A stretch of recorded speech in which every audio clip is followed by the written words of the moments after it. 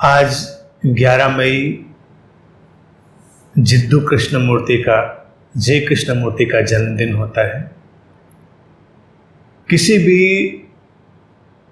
गुरु का जन्मदिन अपने आप में बहुत शुभ और पावन अवसर होता है। जय कृष्णमूर्ति मेरे प्रिय गुरुओं में से भी हैं। अध्यात्म जगत के जो चंद बहुत ही अद्भुत और हट के लोग हुए हैं, उनमें से जय कृष्णमूर्ति को रखा जा सकता है। और उनको हुए भी देखा जाए तो बहुत वक्त हुआ, 11 मई 1895, और उनकी मृत्यु भी 17 फरवरी 1986 को हुई। लंबे वक्त रहे, 91 साल की उम्र तक रहे। 86 से और आज के वक्त में भी बड़ा लंबा फासला है। ज्ञान, विज्ञान, मनोविज्ञान, कला, संस्कृति, राजनीतिक पृष्ठभूमि, इन सब ने पूरे विश्व में बड़ी करवटें ली। इतने वक्त में बहुत कुछ बदला, लेकिन कृष्णमूर्ति की शिक्षाएं आज भी प्रासंगिक हैं। जब भी कोई टीचिंग बहुत ही ईमानदारी से और बड़ी दूरदृष्टि के साथ घटती है तो उसकी प्रासंगिकता कभी खत्म नहीं होती। तमाम शिक्षाएं, तमाम फेड, तमाम कल्ट आते हैं और चले जाते हैं।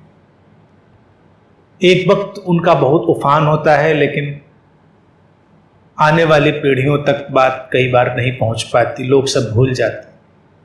जब भी कोई कल्ट या कोई शिक्षा या टीचिंग का जो प्रोसेस है व्यक्तिगत स्वार्थ से भरा होता है, उसका अपना कोई एजेंडा होता है, अपना कोई मोटिव होता है, वो भले ही कितना आकर्षक लगता हो, लेकिन वो समय की धारा में बहुत दूर तक नहीं चल पाता।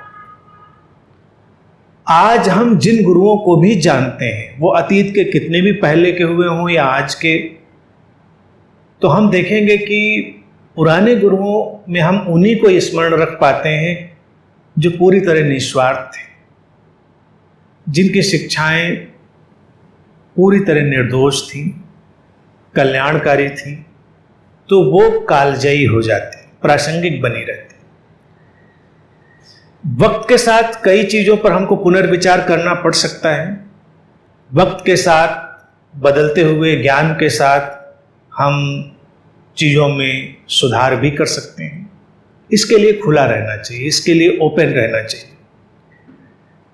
कृष्णमूर्ति जी इस मामले में ही खूबसूरत हैं, क्योंकि वो अपनी शिक्षाओं में भी ओपन है, खुले हुए। इसीलिए वो कल्ट के हमेशा खिलाफ रहे, वो किसी संगठन और संगठित धर्म के खिलाफ रहे, क्योंकि संगठन या संगठित धर्म जो होता है वो शिक्षाओं को जड़ बनाने का काम करता है। वो कहता है कि बस इतना ही काफी है, अब इसके आगे कुछ नहीं। तो कृष्णमूर्ति जी की शिक्षाओं को हमको उसी परिप्रेक्ष्य में देखना पड़ेगा जो उनकी मौलिक देशना रही। जो व्यक्ति इतना खुला हुआ और सुधारवादी रहा हो, उसकी चीजों को हम कई जगह पर स्वीकार भी कर सकते हैं, कई जगह पर अस्वीकार भी कर सकते हैं, पूरी आजादी के साथ। और मुझे नहीं लगता कि इसमें उस व्यक्ति को अगर वो सामने होता तो भी कोई समस्या होती, क्योंकि वो यही तो कह रहा है, वो यही तो कह रहा है कि अटकना नहीं है किसी चीज में, किसी भी चीज को ऐसे नहीं पकड़ लेना है जैसे ये अंतिम सत्य हो। कृष्णमूर्ति ही तो कह रहे हैं कि ज्ञात से मुक्त होना है। जो नोन है, जिसको हमने अपने नोन का हिस्सा बना लिया है, यानी कि अपने नोन फील्ड का हमने उसको एक हिस्सा बना लिया, उससे मुक्त होना है और हमें अज्ञात की तरफ बढ़ना है। अज्ञात की तरफ क्यों बढ़ना है? क्योंकि जीवन तो अज्ञात की तरफ है। ज्ञान विज्ञान का जितना भी विस्तार है वो अज्ञात में है, हम लगातार उसको एक्सप्लोर करेंगे। कृष्णमूर्ति जी हमेशा चाहते थे कि एक्सप्लोरेशन हो, खोज हो, और उन्होंने अपने बोलने में इन बातों को प्रमुखता भी दी। हालांकि ये भी सच्चाई है कि वो कोई बहुत अच्छे वक्ता नहीं थे, बहुत ही कुशल वक्ता नहीं थे। धीरे धीरे विकास हुआ, धीरे धीरे उनके बोलने में दृढ़ता आई, धीरे धीरे उनकी जो आर्टिकुलेशन की चीज़ थी उसमें डेवलपमेंट हुआ और अच्छा हुआ। लेकिन फिर भी लोगों को प्रभावशाली लगता रहा, इसलिए क्योंकि वो अपने दिल की गहराई से पूरी सच्चाई और ईमानदारी से बात कर रहे थे। लोगों के ऊपर प्रभाव डालने वाले तमाम ऐसे लोग हुए जो bड़े कुशल वक्ता नहीं थे। जैसे गांधी जी भी उनमें से एक। कहते हैं कि गांधी जी भी कोई बड़े अच्छे वक्ता नहीं थे।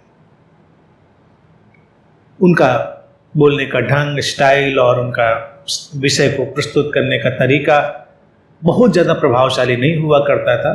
लेकिन चूंकि वो भी पूरी तरह ईमानदार व्यक्ति थे तो उनकी बात भी लोग सुनते थे और प्रभावित होते थे, उसको मानने के लिए तैयार होते थे। आध्यात्मिक गुरुओं में कृष्णमूर्ति जी को भी मैं उसी कैटेगरी में देखता हूं जो बहुत कुशल वक्ताओं में से नहीं आते, लेकिन फिर भी उनका प्रभाव आज भी अगर आप इंटरनेट पे उनको ढूंढें और सुने तो आपको आकर्षित करेंगे। वो जो मैग्नेटिज्म है, चुंबकत्व है, वो खींचेगा अपनी तरफ। जैसी उनकी अपब्रिंगिंग हुई थी और उस अपब्रिंगिंग से जो उनकी कंडीशनिंग हुई थी उसकी समस्या थी। हर गुरु एक इंसान होता है और इंसान के नाते जो उसकी कमजोरियां और समस्याएं होती वो हमेशा उसके साथ रहती हैं, चाहे वो बोध को उपलब्ध हो या किसी भी अवस्था। तो कृष्णमूर्ति जी चूंकि एक शर्मीले स्वभाव के बच्चे रहे और संकोची स्वभाव उनका रहा, पढ़ाई में भी बहुत अच्छे नहीं थे, शिक्षा भी उनकी बहुत ही अच्छी नहीं हुई। जो शिक्षा हुई एक तरह से वो धार्मिक शिक्षा हुई कि थियोसॉफिकल सोसाइटी ने उनको एडॉप्ट किया और उसने जो उनको टीचिंग दी या उनकी जो पढ़ाई करवाई वहाँ पर उन लोगों ने, उस पर जोर था कि उनको एक विश्व गुरु के रूप में, वर्ल्ड टीचर के रूप में एस्टेब्लिश करना है। तो काइंड ऑफ रिलीजियस टीचिंग ज़्यादा थी। और बाद में जब उन्होंने उस संगठन से और उसकी धार्मिक शिक्षाओं से रेबल किया, विद्रोह किया और उससे वो हटना चाह रहे थे, तो उस हटने के प्रोसेस में चूंकि उनके अंदर तो वही रिकॉर्डिंग बहुत ज़्यादा हो चुकी थी, कोशिश वो कर रहे थे, तो हटते हटते उनको वक्त लगता था। लेकिन ये क्या व्यक्ति करता है या अस्तित्व में घटता है? मेरा ये देखना रहा है और बहुत ही डीपली ये मेरा जानना रहा है कि ये सब अस्तित्व की घटनाएं हैं। यानी कि एक गुरु भी जैसा भी उसका स्ट्रक्चर होता है वो उस स्थान समय में, उस विशेष परिस्थिति और समय में अस्तित्व के माध्यम से घटता है। उसकी उस समय ही कोई ज़रूरत होती है, उस समय ही कोई प्रासंगिकता होती है। और अगर वो बाद में भी जिंदा बना रहता है, चाहे वो पुस्तकों के माध्यम से हो या आजकल के इंटरनेट के माध्यम से हो, अगर वो जिंदा बना रहता है तो वो भी अस्तित्व में उसकी प्रासंगिकता के चलते ही होता है। तो अस्तित्व तय करता है कि कैसा व्यक्ति आने वाला है। ये हर फील्ड में, यानी अध्यात्म ही नहीं, हर फील्ड में। कृष्णमूर्ति जिस वक्त में आए उस समय एक बड़े सुधार की जरूरत थी। आध्यात्मिक जगत में एक बहुत क्रांति की जरूरत थी। तो विवेक पैदा करने का एक बड़ा भारी काम था। अस्तित्व चाहता था कि विवेक जागृत हो, उसके लिए लोग खोजें, लोग सोचें, एक्सप्लोर करें, ये सारी बातें जरूरी थी। तो कृष्णमूर्ति जी का ये योगदान ही बहुत अलग है, अनूठा है। और योगदान कृष्णमूर्ति जी का ये कहना पड़ता है, लेकिन उसमें ऐड मैं यही करना चाहता हूँ, वो अस्तित्व का योगदान है, घटनाक्रम है जो कृष्णमूर्ति के शरीर मन के माध्यम से घट रहा है। यानी कि व्यक्तिगत अगर उनको हम देखेंगे तो उससे बहुत हमको जुड़ना नहीं है। अस्तित्व उनके माध्यम से, यानी कि जो टोटलिटी है वो उनके माध्यम से वही चाह रही है, अलग अलग गुरुओं के माध्यम से वही चाहती है, यानी टोटलिटी ही चाहती है क्या उस समय के लिए प्रासंगिक है। अच्छाइयाँ बुराइयाँ भी हो सकती हैं, ऊंचाइयाँ नीचाइयाँ हो सकती हैं, तमाम चीज़ें हो सकती हैं। किसी भी फील्ड के व्यक्ति में और अध्यात्म के जगत में भी इस चीज़ को हमें देखना पड़ेगा। इसीलिए अध्यात्म में हमको ये कभी नहीं सोचना चाहिए कि कोई व्यक्ति इतना परिपूर्ण होता है कि उसके अंदर कोई कमी नहीं होती। ये सोचेंगे तो ये कल्टिस्ट अप्रोच होगी, सांप्रदायिक होगी, संगठनात्मक होगी और लोगों को भटकाने वाली होगी। कल्ट हमेशा इसी पर खड़ा होगा, वो कहेगा कि ये जो आध्यात्मिक व्यक्ति है, ये गुरु है या जो है, इसमें कमी कोई मत निकालो, मतलब ये तो परिपूर्ण है। आप देखिए जो संगठन वाले धर्म हैं, इंस्टीट्यूशनलाइज्ड रिलीजन है, उनमें आप कोई टिप्पणी ही नहीं कर सकते। भारत में तो फिर भी हम लोग बहुत खुले रहे हैं कि हम तमाम विश्लेषण कर सकते हैं, टिप्पणियां कर सकते हैं। भारत के बाहर जो धर्म पैदा हुए उन पर तो आपके लिए टिप्पणी करना ही मुश्किल है। एनालिसिस की फील्ड से वो बाहर हो जाते हैं और वहीं से एक जड़ता और कट्टरता पैदा होती है। अब ऐसी जड़ता कट्टरता के वातावरण में देखिए दो लेयर में काम हुआ। पहले तो एक बॉडी पैदा हुई थियोसॉफिकल सोसाइटी की तरह। थियोसॉफिकल सोसाइटी भी एक किस्म का सुधारवादी संगठन था। उन्होंने दुनिया भर के तमाम धर्मों की अच्छी अच्छी बातों को इकट्ठा करके एक अलग रिलीजन बनाने की कोशिश की। यानी कि थियोसॉफी को पूरी शिद्दत से एक धर्म की तरह स्थापित करने की कोशिश थी। और धर्म स्थापित हो उसके लिए दो तीन चीजें चाहिए होती। एक तो चाहिए होता है उनका लीडर, गुरु, प्रॉफेट, पैगंबर, और चाहिए होती है कोई किताब जिसको रिलीजियस बुक की तरह माना जा सके। थियोसॉफी में वो इस सब पर काम कर रहे थे। गुरु, प्रॉफेट, पैगंबर की तरह कृष्णमूर्ति पर प्रयोग किया गया कि एक ऐसा व्यक्ति बन जाए, और किताब वो बना रहे थे थियोसॉफी की। तमाम उनका लिटरेचर है, लेकिन सारी अच्छी बातों को इकट्ठा करके, जैसे अकबर ने भी एक बार कोशिश करी कि हम दीन इलाही चलाएं और सारे धर्मों की अच्छी अच्छी बातों को इकट्ठे करके एक अलग धर्म चलाएं, वो भी सफल नहीं हुआ, क्योंकि लोग समन्वयवादी भी नहीं है। लोगों को तो थोड़ी कट्टरता चाहिए होती है, वो फंडामेंटलिज्म से आकर्षित होते हैं। थियोसॉफी उस मामले में ठीक हो सकती थी, लेकिन जब भी संगठन बनने की कोई कोशिश होती तो संगठन में तमाम तरह की काल्पनिक बातें, तमाम तरह के झूठ भी शामिल होते हैं, जो कि थियोसॉफी में भी आए, उनके साहित्य में भी आए। कृष्णमूर्ति जी इन चीजों को देखते देखते बड़े हुए बचपन से। अब जब उनके पास मौका आया, यानी कि वो इतनी हिम्मत और ताकत बटोर पाए, इस बात को हमेशा ध्यान रखना चाहिए कि वो एक शर्मीले बच्चे थे, बहुत जुझारू लड़ाकू प्रवृत्ति के नहीं थे।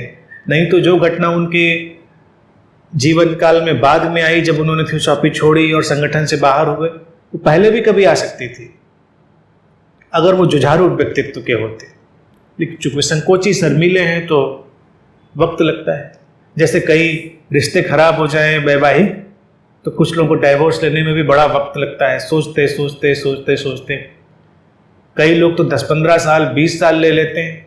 कई लोगों को तो मैंने देखा है कि 30-30, 35-35 साल, 50-50 साल डाइवोर्स लेने में ले लेते हैं। मैं कई अखबार में पढ़ रहा था कि 45 साल बाद, ये भी संख्या छोटी, इसके आगे भी उदाहरण है जहां तक मुझे याद पड़ता है। तो किसी ने पूछा कि भाई अब क्यों? उन्होंने कहा अब जाके मुझे लग रहा है कि मैं ऐसा कर सकता हूं या कर सकते हैं।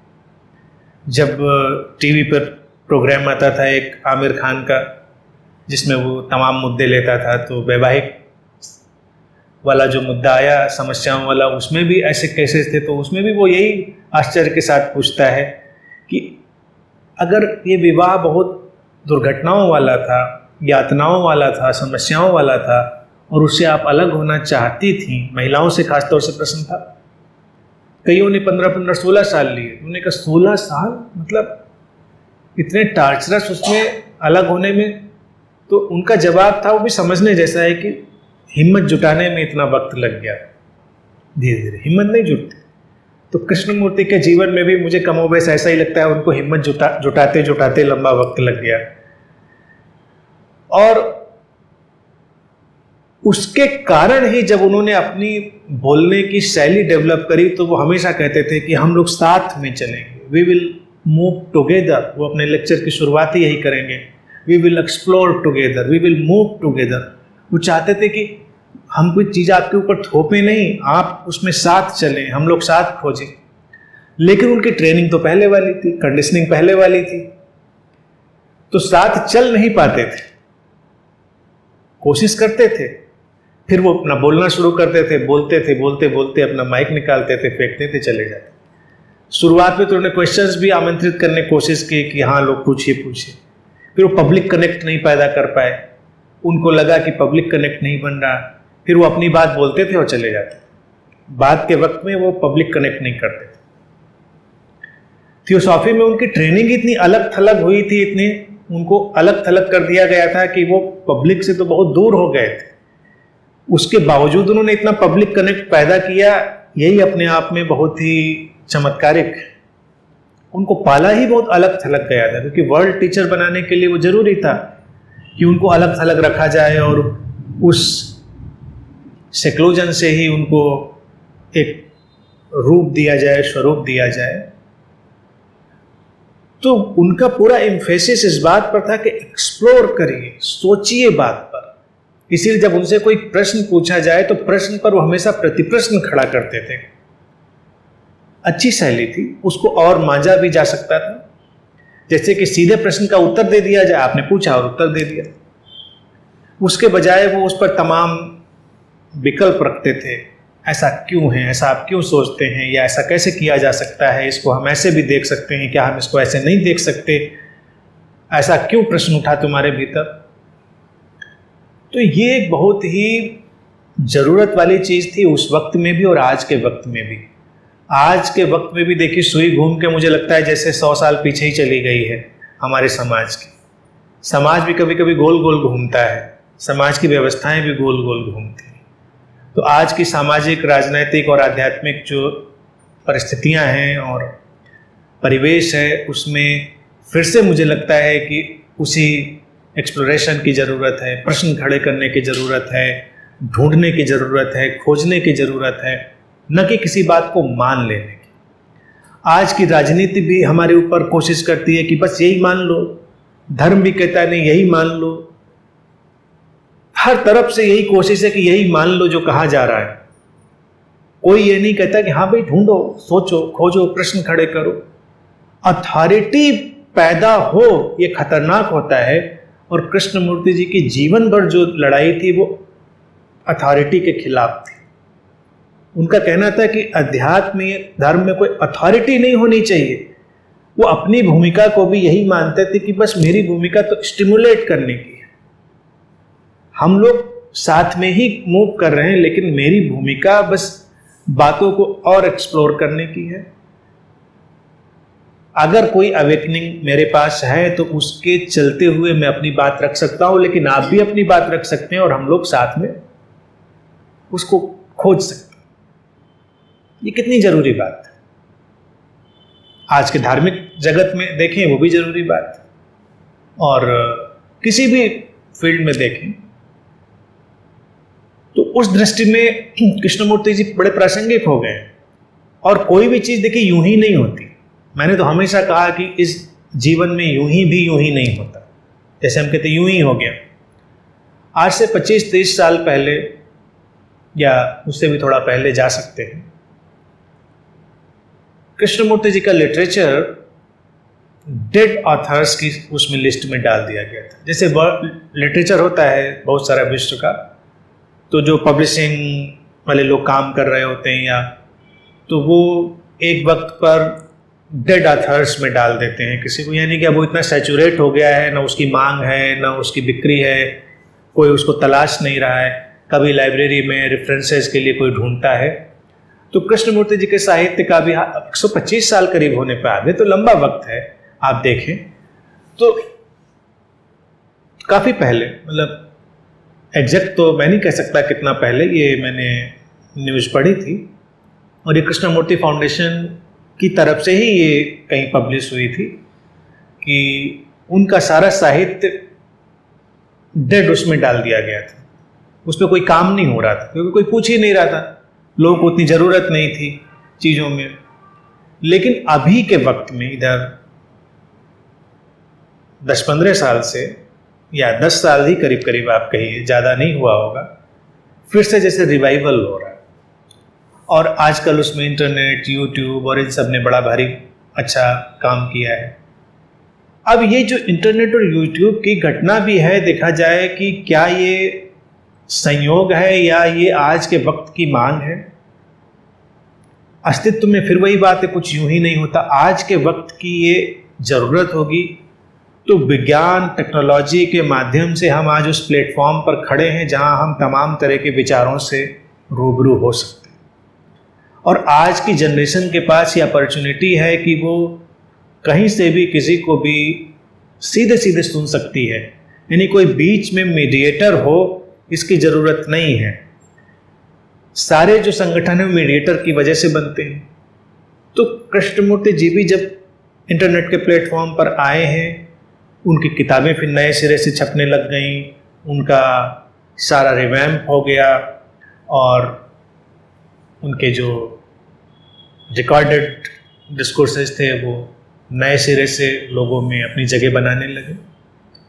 क्योंकि फिर से अब वक्त का व्हील थोड़ा वैसा ही घूमा है और लोगों को ज़रूरत है।